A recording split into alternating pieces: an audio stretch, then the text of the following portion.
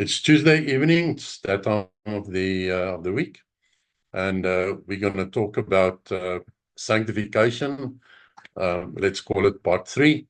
And before I pray, I just want to say this, that sanctification, as we know it, a lot of people think sanctification is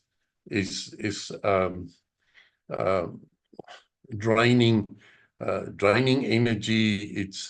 It's sanctification is something that you sacrifice for. You pay a price for it. It is what it is, in the sense that it's needed to prepare us for living a life of fruitfulness and all those things. And we're going to talk about the blessings of God that God intended for his people, and how it's affected by sanctification. And I'm going to give you a short testimony of my own, so that you can understand it's not only the scripture that has an effect on one's sanctification, it's our personal lives most of all.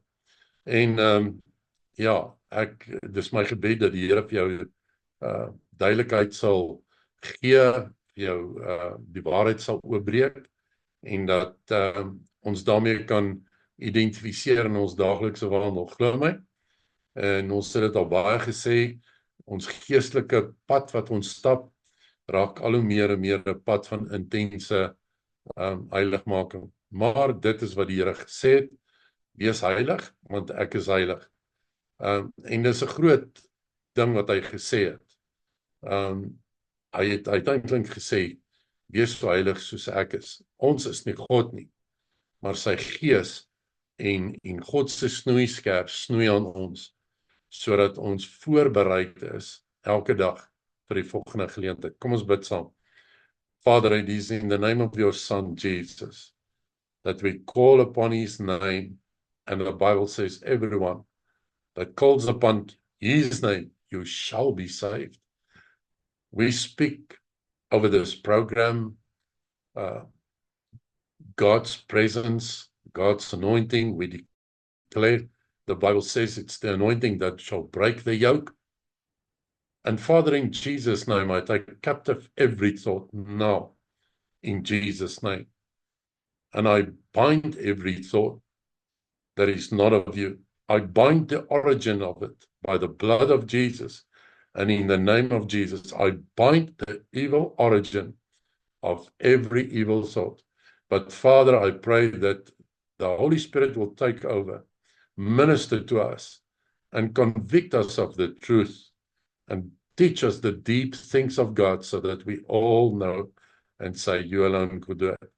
In Jesus' wonderful name, I pray, Father, if there's anybody that listens to this recording that needs healing in the body, that needs healing or deliverance of any other kind, that your power will flow in Jesus' name, the anointing of the Spirit of God, so that it will heal and it will restore in Jesus' name.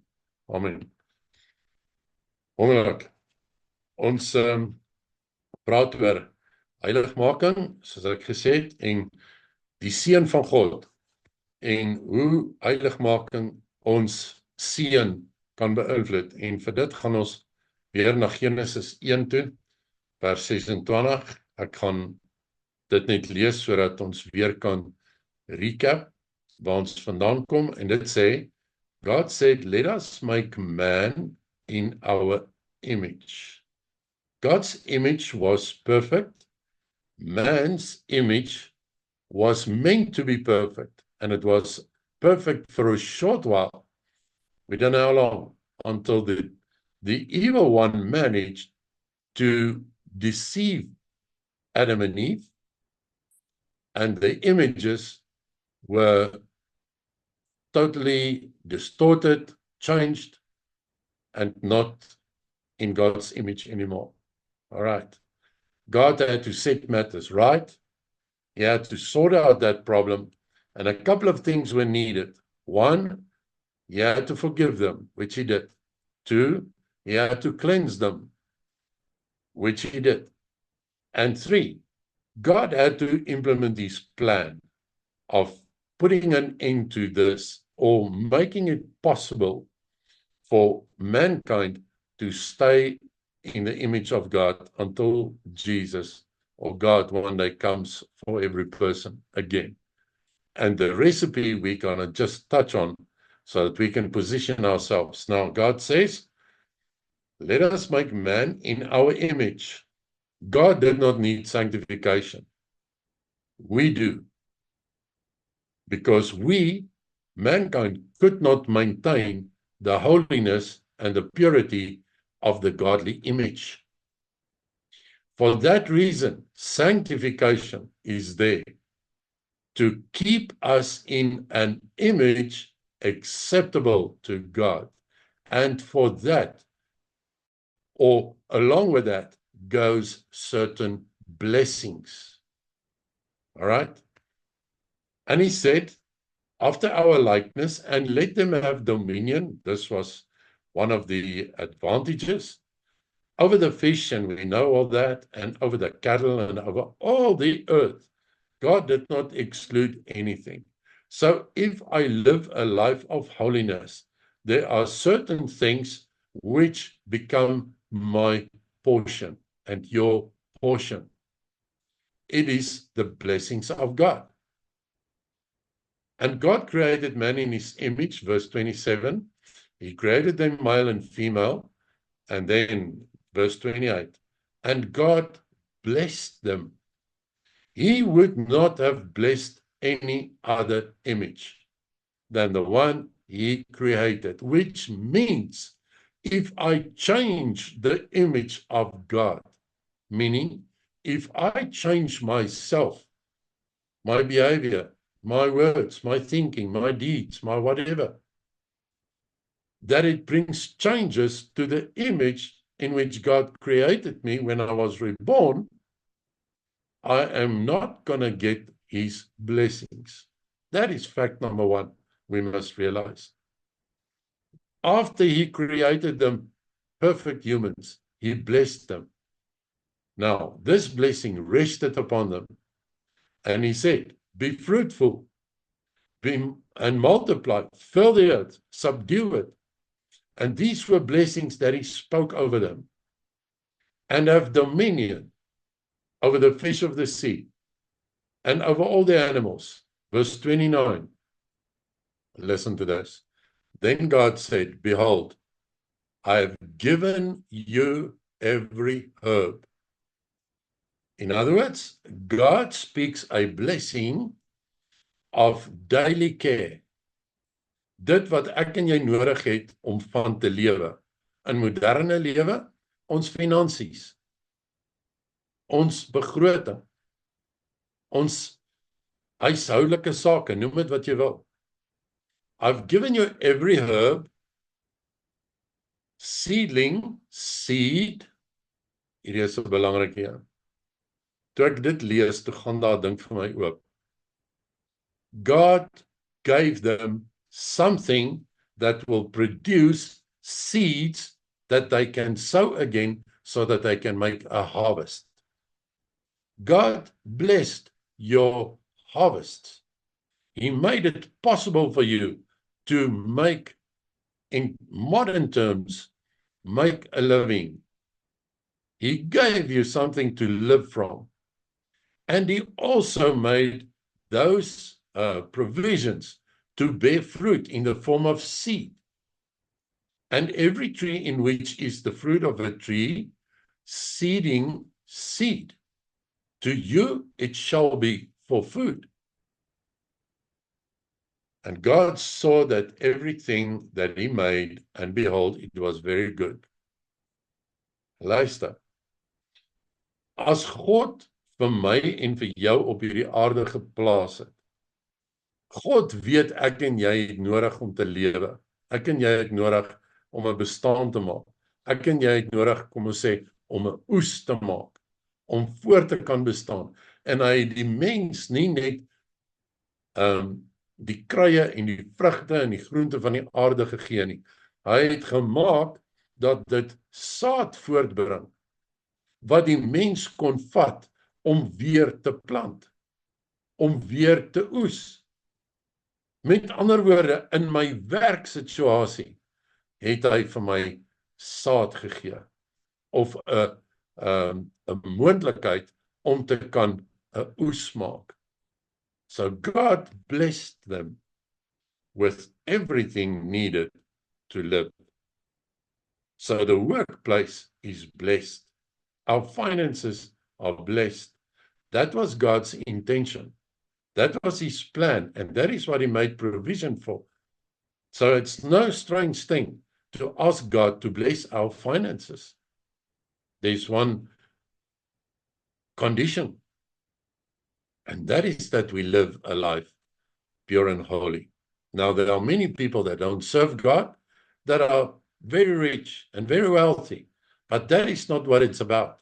First, God's blessing was spiritually his image. Thereafter, he followed it by earthly blessings. We must get the order right. God first, then we, then us. And Jesus said to the disciples, moenie bekommer oor die dag van môre nie, want julle Vader weet wat julle nodig het. Nou, ek sal nou by dit kom. Alright. So, Genesis 1 verse 26, and let's go to verse 28 again. He blessed them and he said to them, be fruitful and have dominion.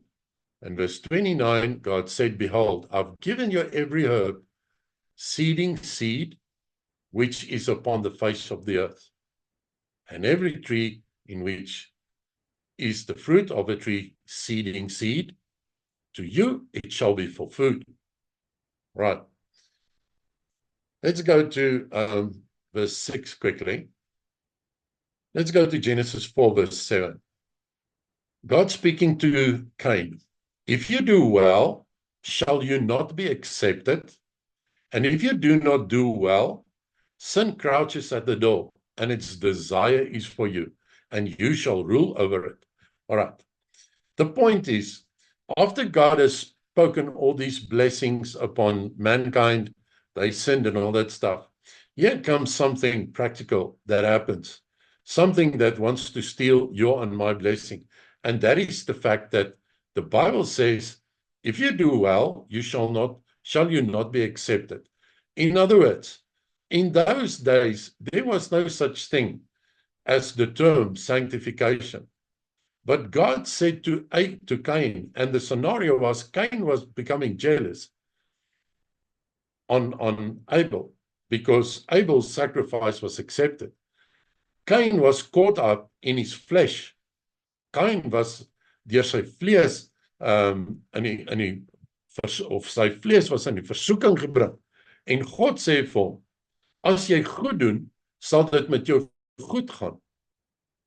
And if you do not do well, sin crouches at the door, and its desire is for you. But you shall rule over it. Here is solution number 1 for losing the blessings of God, because Abram or Cain lost what God intended for him and Abel. And for him and Abel was intended God's blessings, just for Adam and Eve. Abel sacrificed, and God accepted it, but Cain's sacrifice was not accepted. So the problem is here, God says to him, if you do well, you'll be accepted. So sanctification is often something that I almost want to say walk the extra mile for. So I sacrifice. If you do not do well, sin crouches at the door. So the thing that threatens my sanctification is something that wants to steal from me that which God actually wants me to have. En dit is wat Cain verloor het. Hy staan op die punt om sy vryheid te verloor. Hy staan op die punt om deur God vervloek te word. Hoekom? As gevolg van dit wat sy vlees deure voorop gemaak het. Ons het in die begin gesê, die vrug was aantreklik vir Eva gewees. Cain se jaloesie was oorheersend gewees. Hy het na Abel en die situasie met sy vlees gekyk, en dit het hom beweeg om 'n ding te doen. En die Here sê vir hom, en dit is hoe ons heiligmaking bedreig word. Die bose lê vir jou in loer. Nou, ek wil nie oor die bose praat nie. Maar heiligmaking het dikwels te doen dat ek my vlees moet kruisig om die bose uit te hou. Ek kan baie kwaad word dalk vir iemand, kom ek 'n voorbeeld noem. En dit gaan vir my die keuse wees wat ek gaan uitoefen. Of ek daai woede van my in aksies gaan laat omgaan.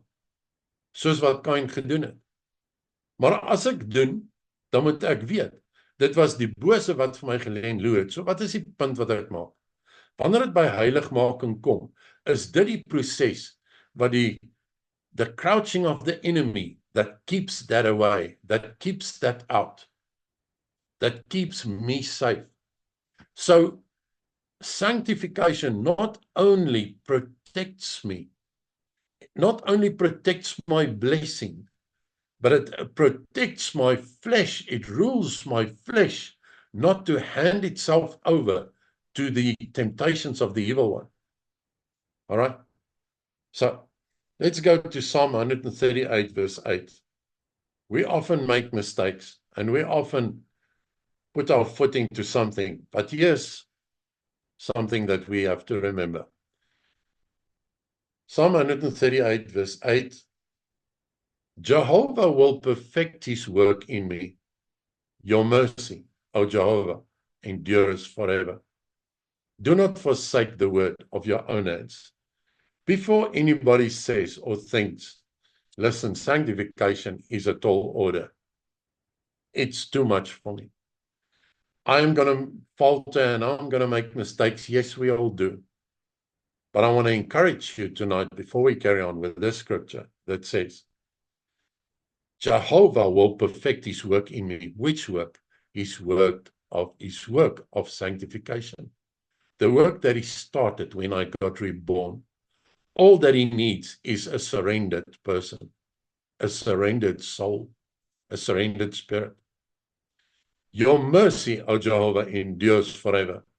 Do not forsake the work of your own hands. All right. So the Greek word for perfect is the word gamma. It means to complete or to fulfill.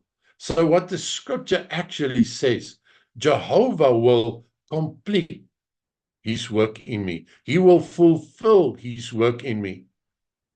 Your mercy, Jehovah, endures forever. So what am I saying? If I surrender, if I live a life of surrenderance in sanctification, meaning what is right today or acceptable today is not necessarily acceptable tomorrow anymore.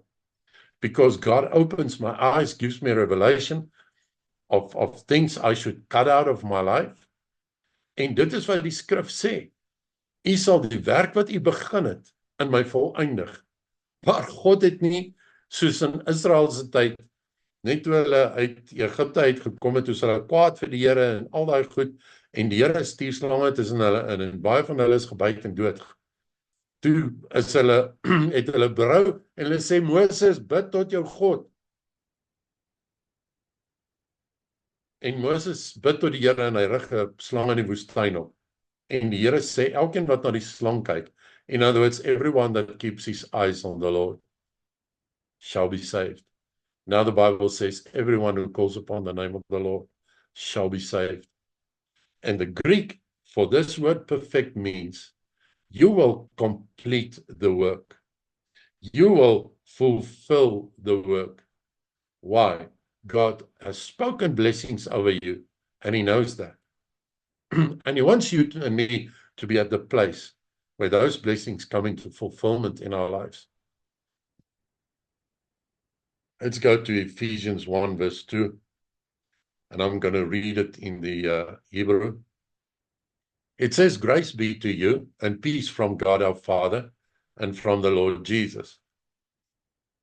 The Hebrew says, vrede, vreugde, gesondheid, voorspoed, vergenoegdheid vir julle en onverdiende guns vanaf God, ons Vader, vanaf ons Meester Yeshua, die gesalfde een.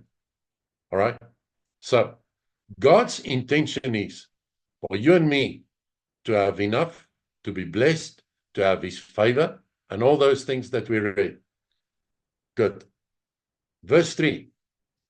Blessed be the God and Father of our Lord Jesus Christ, who blessed us with every spiritual blessing in the heavenlies in Christ, according as he chose us in him before the foundation of the world, that we should be holy and without blame before him in love. That went for Adam, for Eve, for Cain, for Abel, for you, for me today. Before the foundation of the world, it was God's plan for you and me to be blessed. Blessed in our fruitfulness. And it's a topic for another day. But there are people or babies that get born, and perhaps there are health problems. And a lot of these things often have root on a spiritual root rather than a fleshly root. And it's often needed that one has to go back into your history and clean up bloodlines, get delivered and all those things.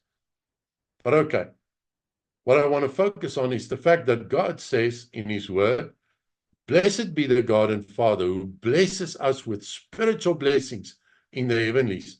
Listen, if we live a life of sanctification, consecration, we have two blessings awaiting us. One in the heavens. And those spiritual blessings are, you can read the rest of the chapter.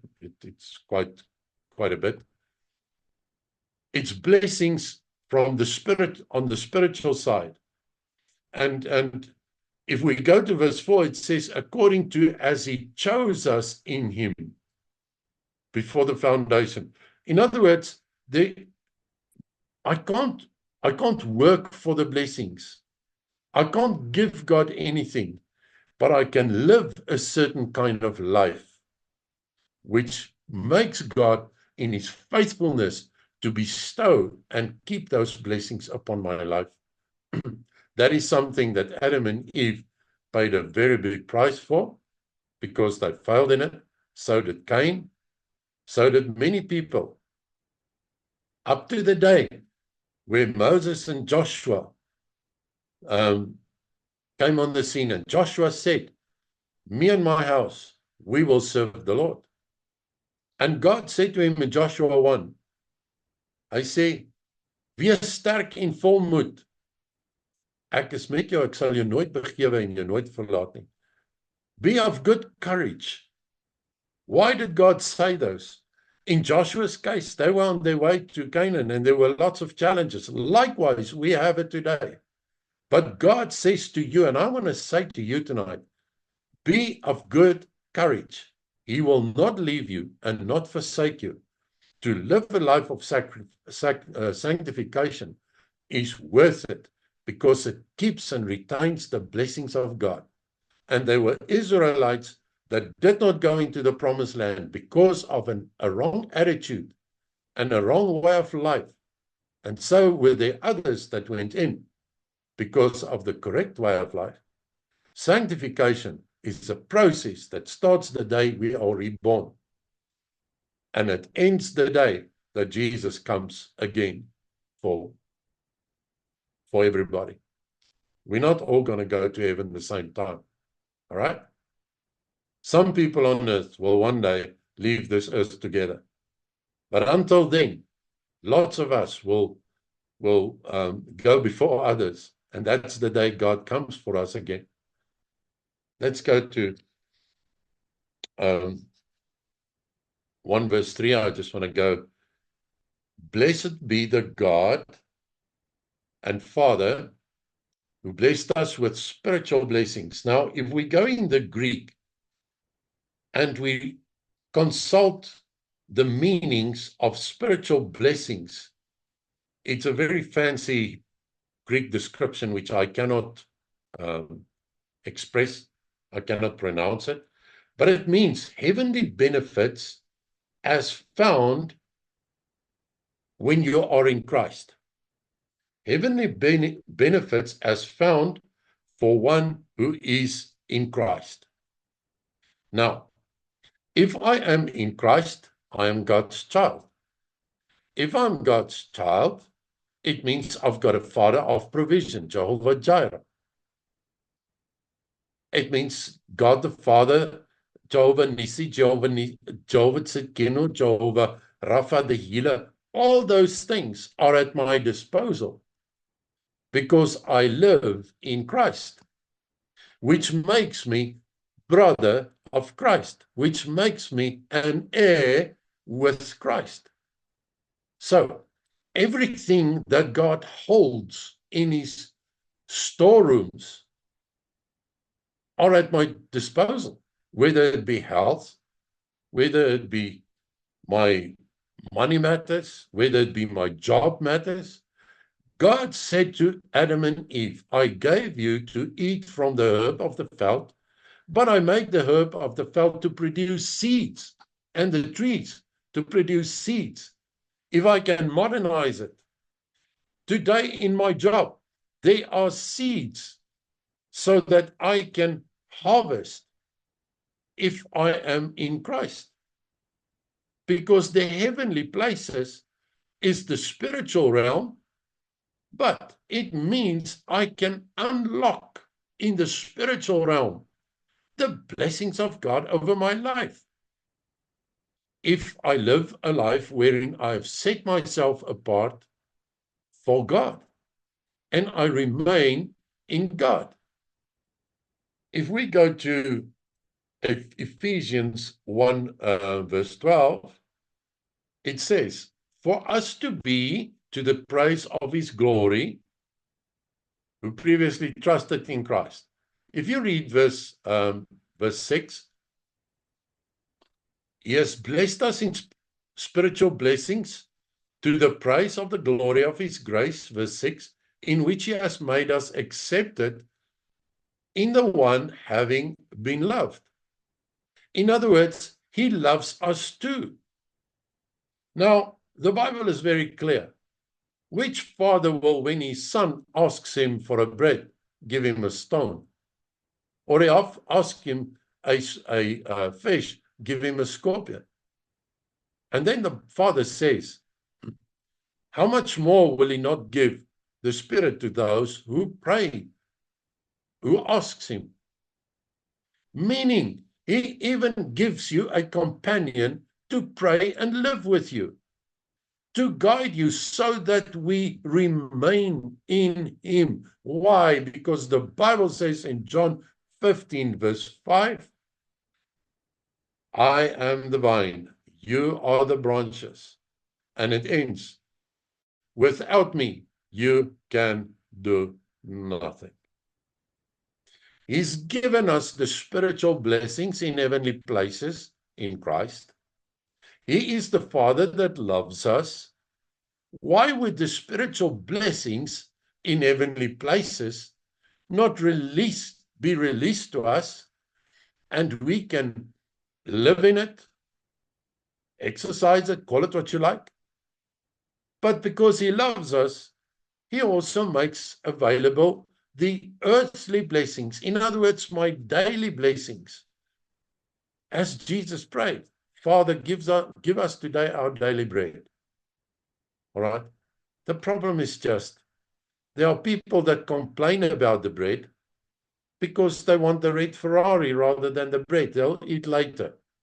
What I'm saying is, the focus is often not on what God wants to give me.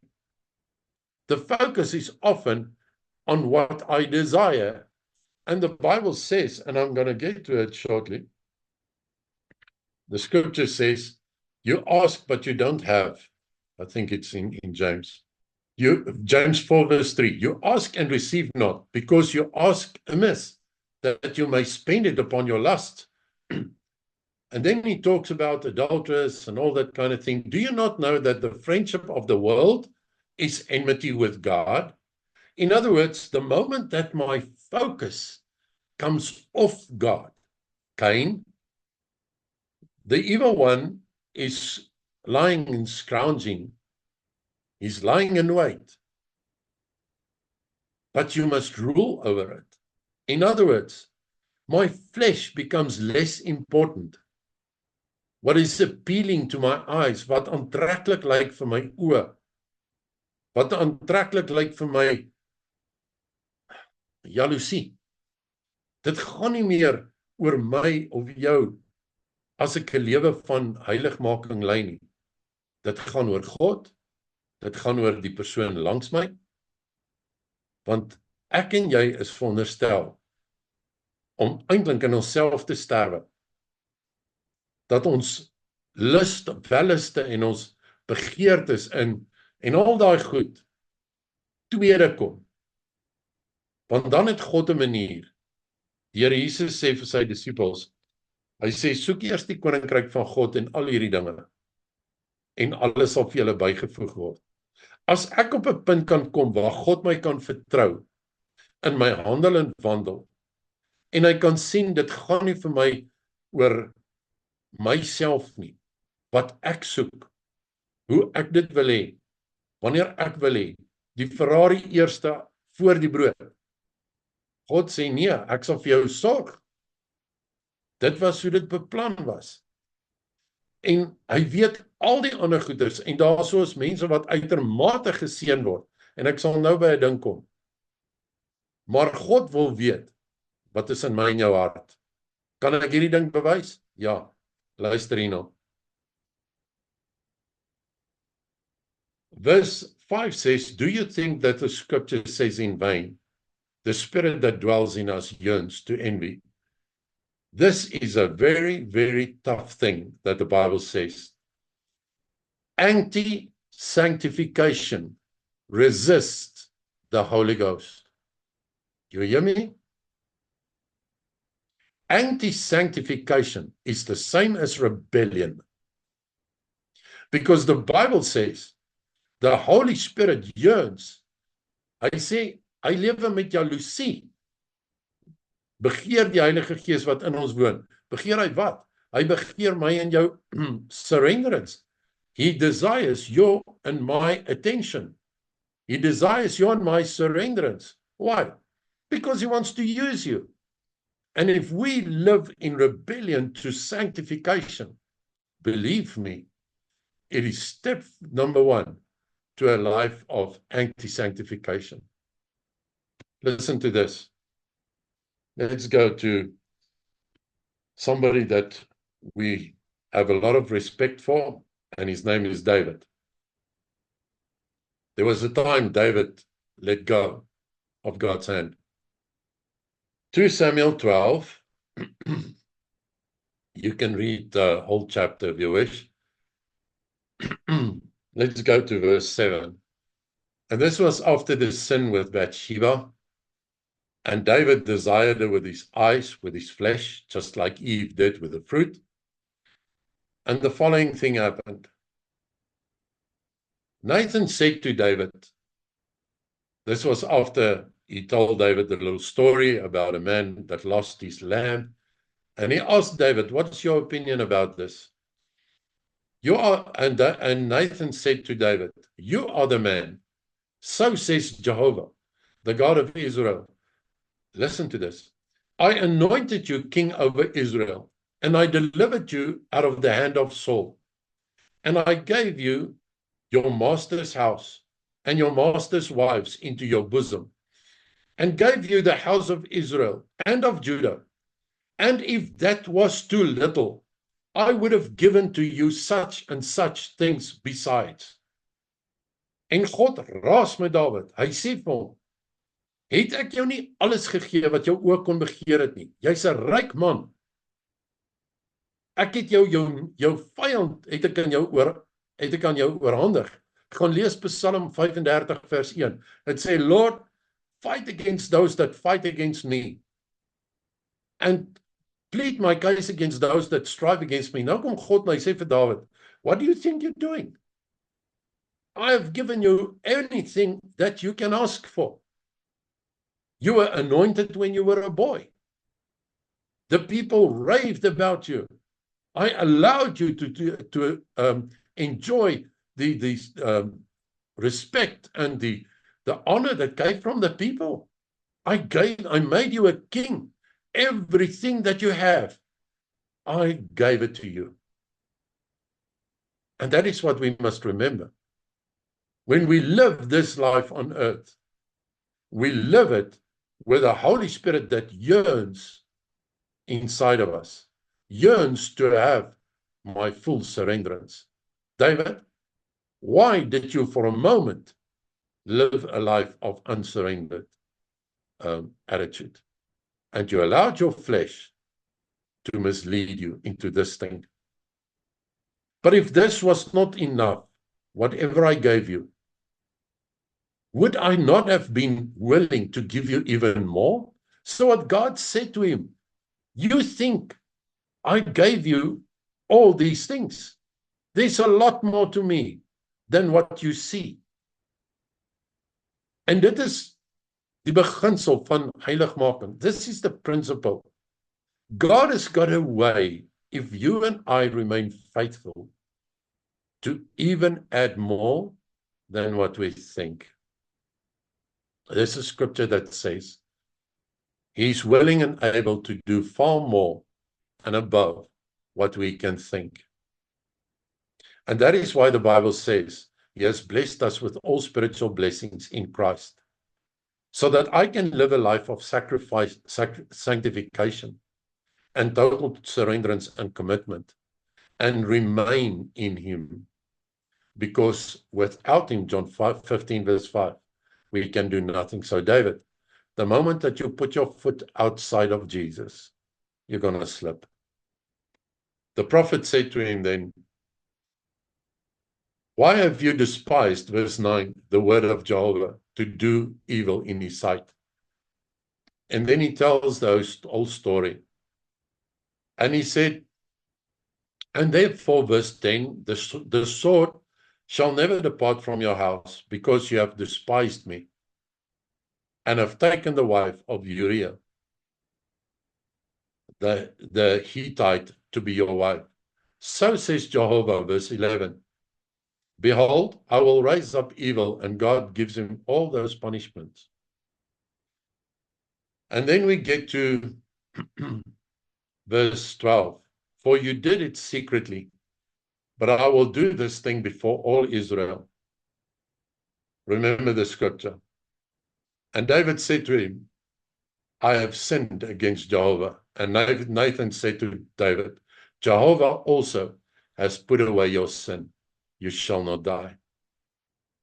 Listen, you and I can make many mistakes, but God's love is a lot greater than David's murder.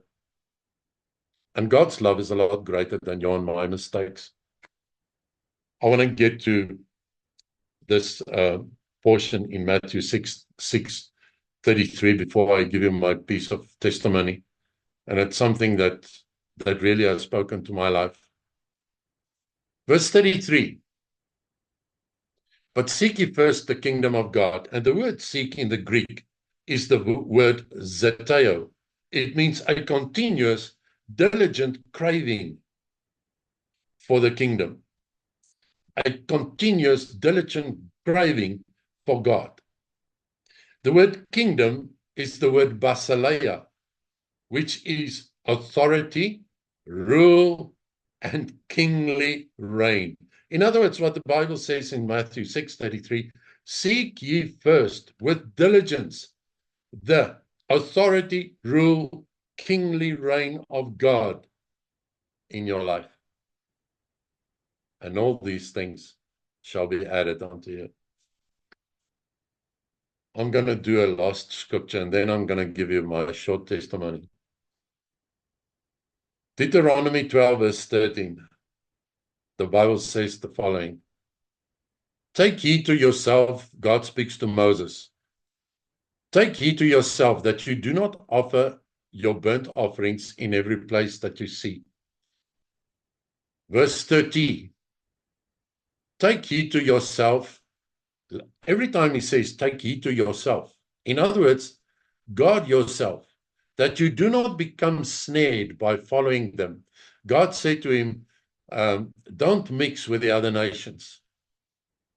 After they are destroyed from before you, and that you do not ask about their gods, saying, how did these nations serve their gods? Verse 31, you shall not do so to Jehovah your God. Deuteronomy 18, verse 12 says the following, verse 9. When you come to the land which Jehovah your God shall give you, you shall not learn to do according to the abominations of those nations. There shall not be found among you anyone who makes his son and daughter, and then he carries on with a lot of things. What I'm trying to say is, God says, Moses, keep yourself aside, because you are my people, and you belong in me, and I, the Holy Spirit that yearns to be in you. Many years ago, I was still a student and I was studying, and I didn't earn much money in those days. However, all of a sudden, one day, there was a situation where two people accused me of something, and they believed I was guilty, and I was not. And a bad atmosphere and a bad friendship evolved around because of that. And I was at home for the holidays, and I was on the farm, and I walked out of the kitchen. Now, the situation was not pleasant. And as I walked out of the kitchen, I heard a voice. I heard God say to me, and he spoke Afrikaans, and it was like this. Gaan en versoen jou met jou broer, sodat wanneer jy klaar is, dit is asof daar niks gebeur het nie. Listen, to go and reconcile with your brother or your sister is one thing, but to do it in such a way that when you're finished, it's as if it never happens, is a different ask.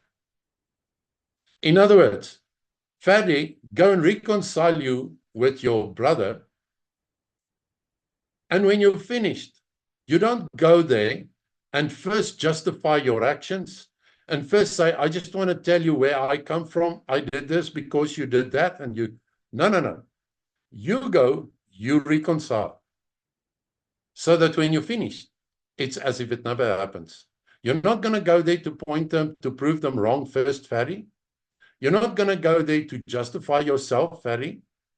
You're not going to go there to show them that you are not actually guilty.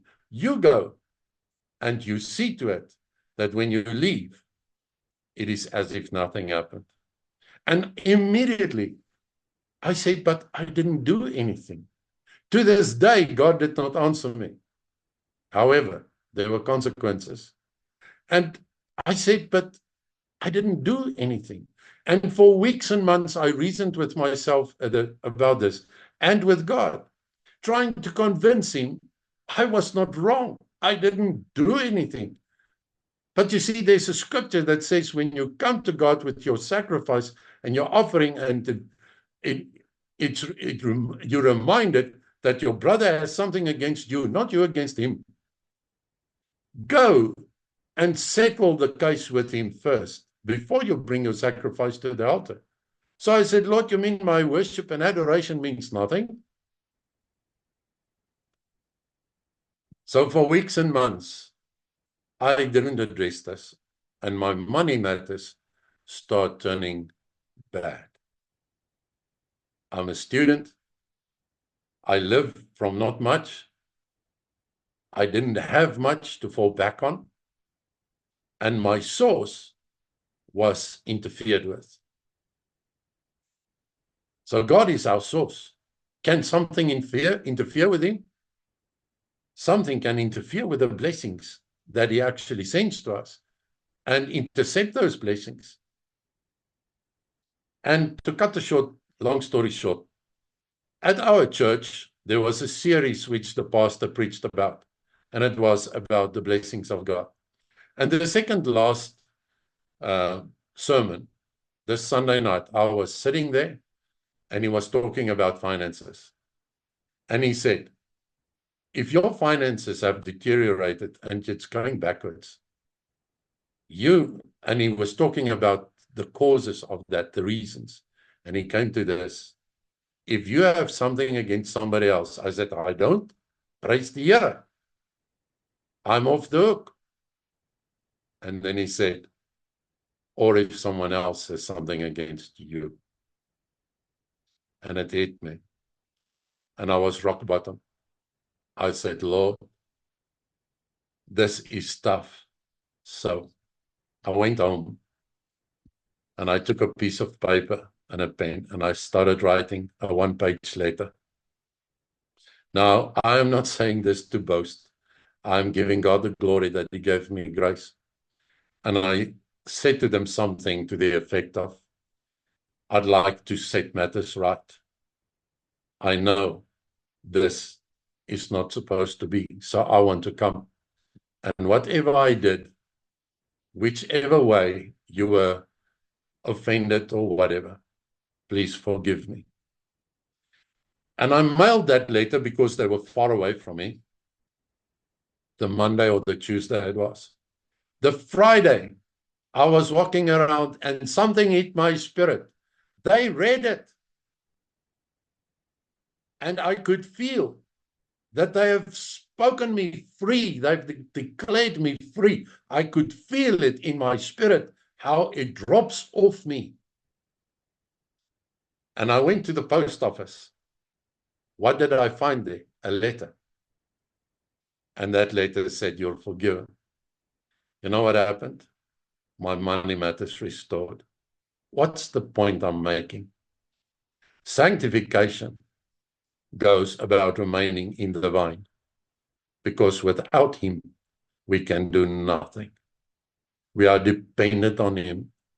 All the spiritual blessings in heavenly places, as well as on earth, according to our needs, are in Him. And without Him, there's nothing. That is where sanctification really gets under your skin, when it starts cutting your skin off. But you can feel that it's clothing you with something which is godly. When the blessings come from them by themselves, and God blesses you without you sometimes even praying. Please don't misunderstand me. God does not owe us anything. But your life of sanctification and surrenderance opens the door for us in Him to receive in Him. In Jesus' name. Amen.